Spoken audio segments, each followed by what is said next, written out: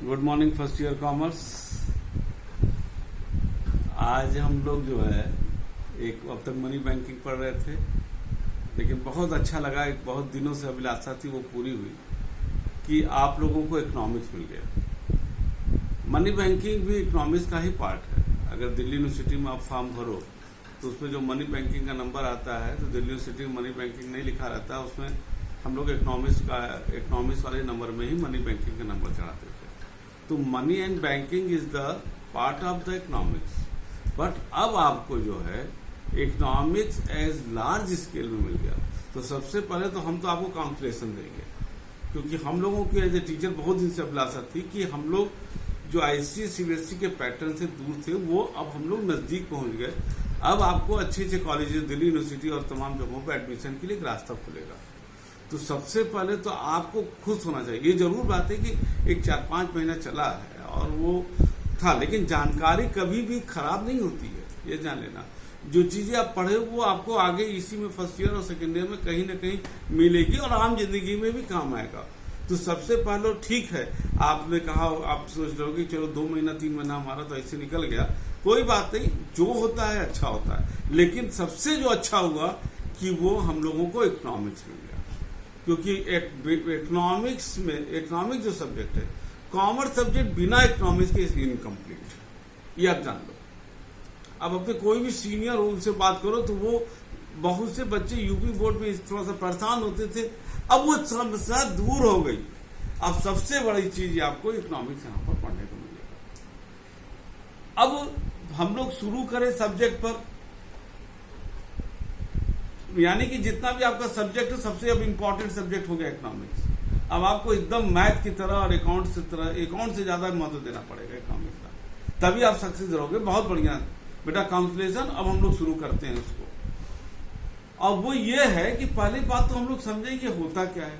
अब देखो कोरोना आ गया, कोरोना में हम लोग जो देख रहे थे, कोरोना आया, शुरू में लोग बड़ा एंजॉय कर रहे थे, अरे भाई छुट्टी हो गया, ये है। कोरोना था नहीं, डर ज्यादा था, हम लोग घर बैठे थे। लेकिन ऐसा क्या हुआ कि आज कोरोना फैल गया, डर खत्म हो गया।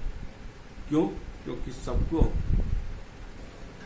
अर्थव्यवस्था, इकोनॉमिक्स याद आ गया। देश की अर्थव्यवस्था, जीडीपी पीछे चली गई, माइनस हम लोग रिकॉर्ड कर रहे हैं, जीडीपी काफी गिर गई। लोगों को बिजनेस ठप हो गया, नौकरियां जाने लगी, इंडस्ट्रीज में प्रोडक्शन बंद हो गया, नौकरी जाने लगी। अब लोग अर्थव्यवस्था की बात करने लगे, यानी कि इकोनॉमिक्स। वैसे इकोनॉमिक्स एज ए लेमैन ये चलता फिरता एक सब्जेक्ट बन गया। चाय की दुकान बैठो, कहीं बैठो, लोग अर्थशास्त्र की व्यवस्था करते हैं, लेकिन एक्चुअल में होता क्या है? अर्थशास्त्र। हम लोग उस पर बात करेंगे आज। तो 2 शब्द पर हम बात करेंगे इस पर। पहला इकोनॉमिक्स,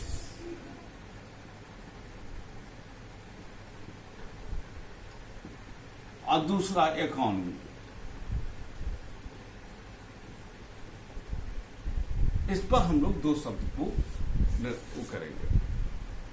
तो इकोनॉमिक्स जो है, जैसे चाणक्य, कौटिल्य, भारत में तो इकोनॉमिक्स के जो एक पॉलिटिकल सिस्टम में, स्टेट्स में गवर्नमेंट के लिए उन्होंने बहुत अच्छा सिद्धांत दिया ही दिया है। हम लोग पहले जो इकोनॉमिक्स बात करेंगे, और इकोनॉमिक्स स्टार्ट करें, हम सबसे पहले स्टार्ट करेंगे हम काम क्यों करते हैं, एग्जैक्ट है ना। आपका जवाब क्या होगा? हम काम क्यों करते हैं। तो आप अब क्लास में होते तो हम आपसे पूछते, लेकिन आप क्लास में नहीं, मन में सोचो। सोचा मन में आपने? चलिए सोच लिया आप। अब आप कहोगे साहब, ज्यादातर बच्चे क्या बोलेंगे? हम अपनी जरूरत के लिए काम करते हैं। वेरी गुड, बहुत अच्छा आंसर। लेकिन ये लेमैन भी दे सकता है बेटा कि हम लोग जरूरत के हिसाब से काम करते हैं। क्या हम जरूरत के ही हिसाब से करते हैं? We are only doing the work for just to satisfy our need. तो ये होता है कि सबसे बड़ी नीड हमारी क्या है।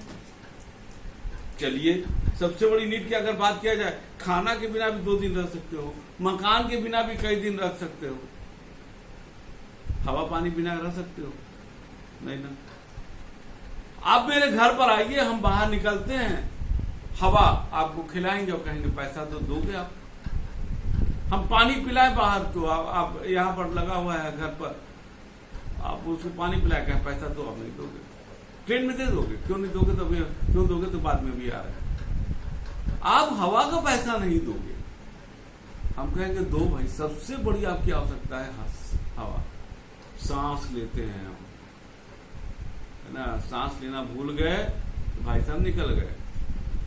तो सांस लेना जो जिसपे हम इनहेल करते हैं एयर को, वो सबसे बड़ी आवश्यकता है, लेकिन हम पैसा नहीं देते हैं।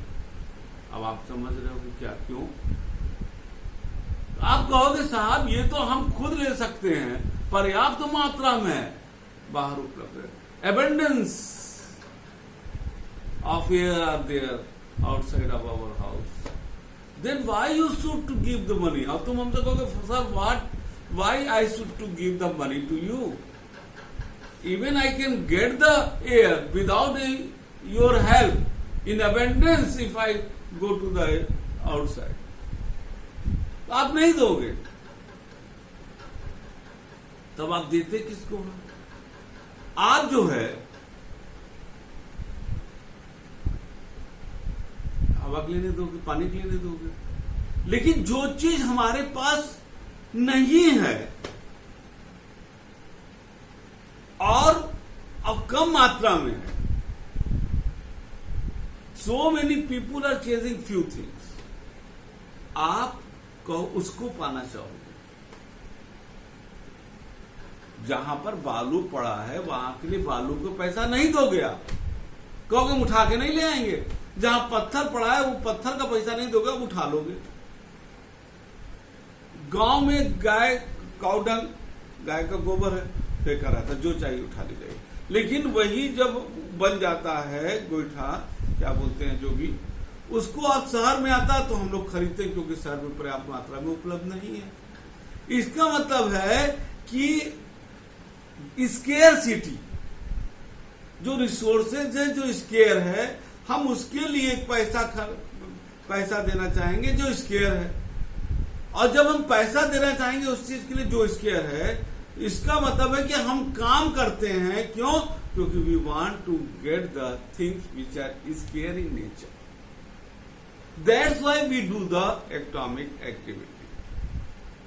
ठीक है, तो स्केयरसिटी इज द बेसिक या क्रक्स ऑफ द इकोनॉमिक्स।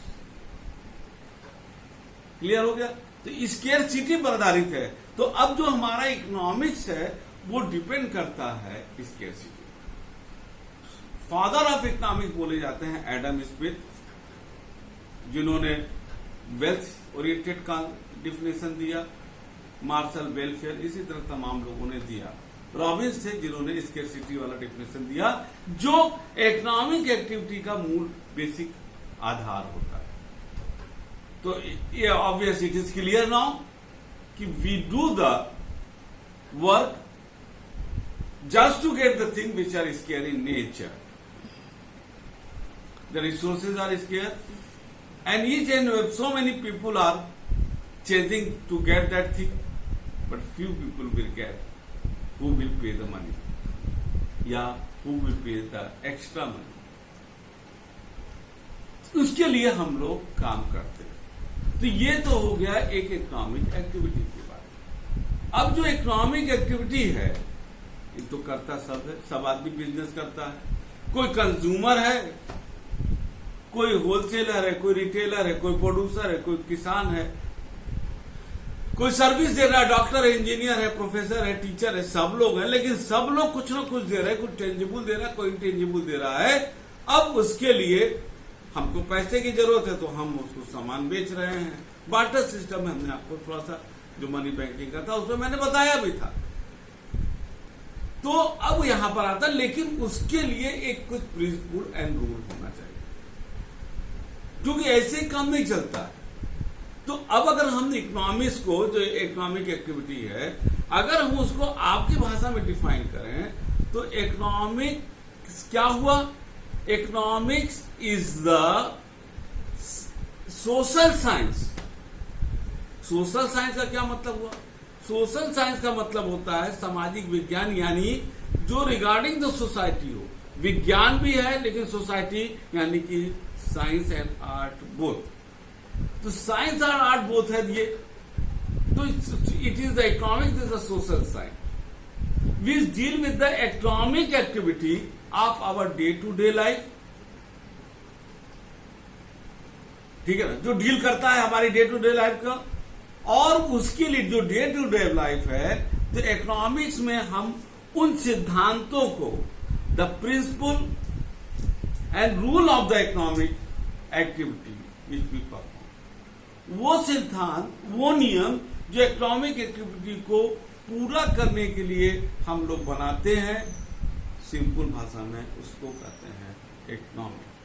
अब अगर हम उसको एक डिफिनेशन के रूप में लें, जब हम, अभी तो इंट्रोडक्शन है, उसके बाद हम जब ठीक से पढ़ाएंगे किताब से तो होगा कि economics is a social science which deal with the economic activity and relate with the principle rule of the economic system of any individual society and country. यानी इकोनॉमिक्स वो रूल, रेगुलेशन एंड प्रिंसिपल होता है जो किसी भी देश के आर्थिक नियमों को बनाता है। एक व्यक्ति, परिवार, ये सबको होता है, सबके लिए बनाता है, उसको हम लोग कहते हैं अर्थ का शास्त्र। ध्यान देना, इकोनॉमिक्स इज द अर्थ, देखो अर्थ प्लस शास्त्र,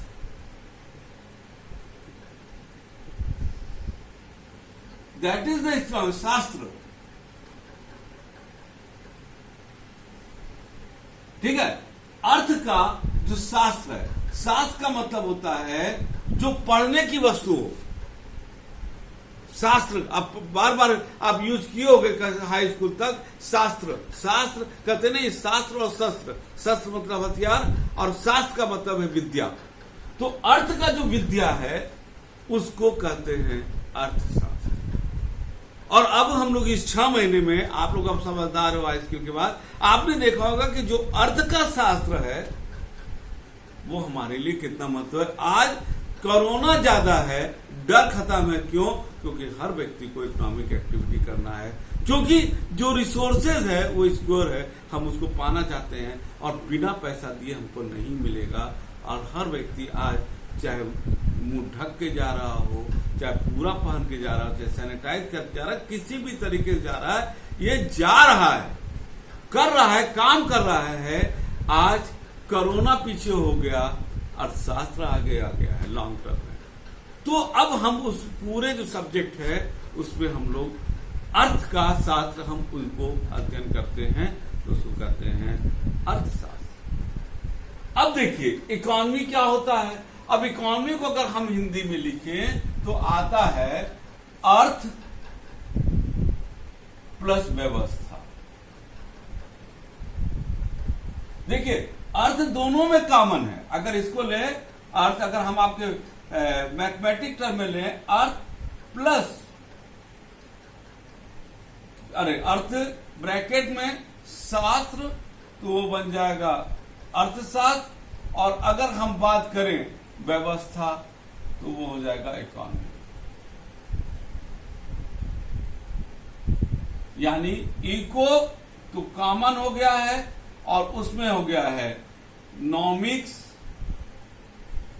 और यहां होगा नॉमी। ठीक है, इसको देखो, थोड़ा सा शब्दों को मैंने तोड़ा है। अब अर्थ का शास्त्र हो गया है, लेकिन उसकी व्यवस्था कैसे करें? उसकी व्यवस्था तो करना चाहिए।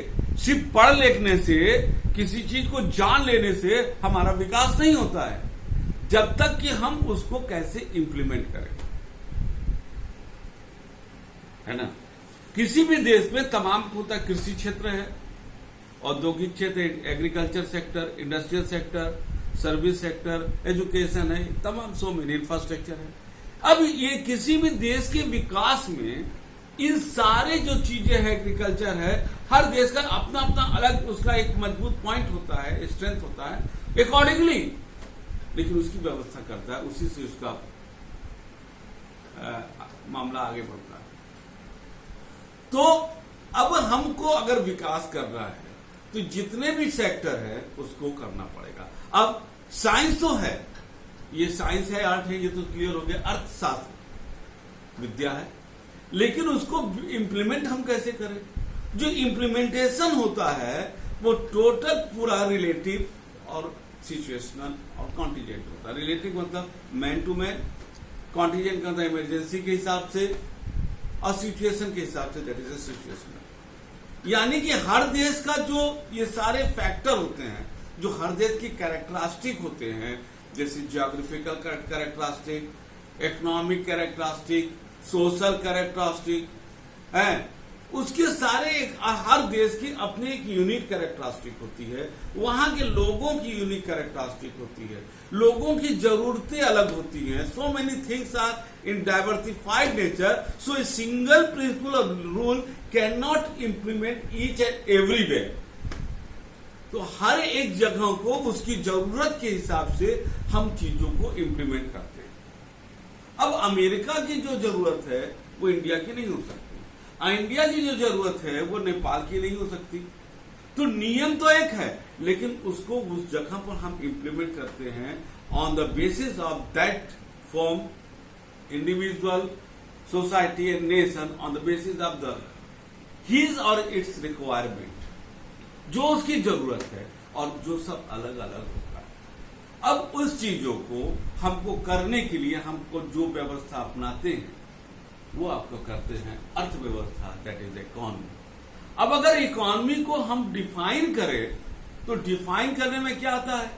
डिफाइन करने में आता है कि the pattern of economic behaviour of the any society, country and family. Pattern of the माने जो इकोनॉमिक बिहेवियर है, अर्थ का जो बिहेवियर है, जो चल रहा है, वो उसका जो है एक समाज, एक राष्ट्र और एक परिवार में कौन सा पैटर्न हम अपनाते हैं। जैसे मकान है, मान लीजिए हमारा मकान हमारी जरूरत के हिसाब से बना है, बहुत अच्छा है, लेकिन एक हो सकता है कोई एक फैमिली है उसको अच्छा ना लगे क्योंकि उसकी जरूरतें अलग है। तो मकान सबकी जरूरत है, हर मकान में कमरे होने चाहिए, बेडरूम होना चाहिए, ड्राइंग रूम होना चाहिए, किचन होना चाहिए, लेट्रिन बाथरूम सब होना चाहिए, लेकिन वो उसका जो रूप प्रारूप क्या होगा सबका अलग होगा, क्योंकि वो हर व्यक्ति अपनी व्यवस्था के अनुसार बनाता है। उसी तरह हर देश अर्थशास्त्र को अपनी व्यवस्था के अनुसार लागू करता है, जिसको कहते हैं इकोनॉमी। तो इकोनॉमी ये हर देश का आता है पैटर्न। जैसे बच्चे के लिए खाना अलग है, जो 16, 17, 18 साल बच्चे उनका अलग है, मिडिल एज व्यक्ति है हम लोग का है वो अलग है, जो बुजुर्ग है उनका अलग है। खाएगा सब क्योंकि जीना है, दैट इज द शास्त्र, लेकिन क्या खाएगा वो अपनी जरूरत के हिसाब से, दैट इज द व्यवस्था। तो ये दो चीज हमारी बहुत महत्वपूर्ण होती है, इकोनॉमिक्स एंड इकोनॉमी। हम लोग जो है ये पूरे उसमें 2 साल, अभी आपका फर्स्ट ईयर है, और हम लोगों ने जो पढ़ना है इकोनॉमिक्स, और आपका जो पूरा पैटर्न है वो व्यवस्था इकोनॉमी पर ज्यादा रहेगा, देश की व्यवस्था के ऊपर। ज्यादातर कॉम्पिटिटिव एग्जाम में इकोनॉमिक ज्यादा पूछता है। नाउ अब हमारा जो सब्जेक्ट बना वो वास्तव में एक कॉम्पिटिटिव नेचर वाला बन गया कि अब कंपटीशन के लिए आपको ये तैयार करना। तो again I would like to congratulate you for getting a news और एक effective subject of your life. Yes, money and banking also somehow the part of this subject. वो नुकसान नहीं जाएगा। अब आप लोग इसको तैयारी करिएगा, जो सीए करना चाहते हैं सब कुछ वो करेंगे। जहां तक किताब की बात है, फिलहाल के लिए अब आपको हम किताब सजेस्ट करते हैं एनसीईआरटी का। आप इकोनॉमिक्स का किताब ले लीजिएगा फर्स्ट ईयर का, उससे पढ़िए करेगा। बाद में हम आपको कई पता करके रेफरेंस और अदर बुक्स हम आपको बताएंगे। फिलहाल के लिए आप जाइएगा और अपने इंग्लिश मीडियम का आप किताब ले लीजिएगा। एनसीईआरटी का जो भी आ जाइएगा, वो एक सेट आता है, उसको आप लोग ले सकते हैं। ठीक है, तो आज पहला क्लास था इकोनॉमिक्स का। एकदम परेशान होने की जरूरत नहीं है, मुस्कुरा के पढ़िएगा, अच्छे तरीके से पढ़िएगा। और अगले क्लास में हम आपको बताएंगे जो अर्थव्यवस्था है वो कितने प्रकार की होती है, जैसे mixed economy, capitalist economy, socialist economy, उसके बारे में बताएंगे। हाँ, ये जरूर कहेंगे हाई स्कूल तक आपने बहुत कुछ पढ़ा होगा, लेकिन हाई स्कूल तक पढ़ा वो एक बेसिक इनिशियल स्टेज का था। अब हम लोग इनलार्ज करके पढ़ेंगे, वो थोड़ा वाइड स्पेक्ट्रम में आएगा। वहां पर आप ये मत कभी सोचिएगा तो हम हाई स्कूल तक पढ़े, क्योंकि वहां की पढ़ाई बहुत ही एक कहा जाए कि वो एक अपने उस लेवल का होता है। अब आप एज ए स्पेशलाइज सब्जेक्ट इसको पढ़ रहे हो तो इसका इनलार्जमेंट बहुत ज्यादा हो गया है, ठीक है। तो इसको सब गंभीरता से पढ़िएगा। जिस तरीके से अकाउंट और साइंस और मैथ लगाया जाता है उसी तरह से इकोनॉमिक पढ़िएगा, then you will enjoy it as a subject and it will be more benefited in your life. So आज का क्लास हम ओवर करते हैं फर्स्ट कॉन्क्लूजन और थैंक यू के साथ। अब हम लोग धीरे से नए चैलेंजेस के साथ आगे बढ़ेंगे। तब तक के लिए थैंक यू। अगले कल के क्लास में हम फिर मिलेंगे जिसमें हमें कितने प्रकार की इकोनॉमी होती है वो बताएंगे। Thank you.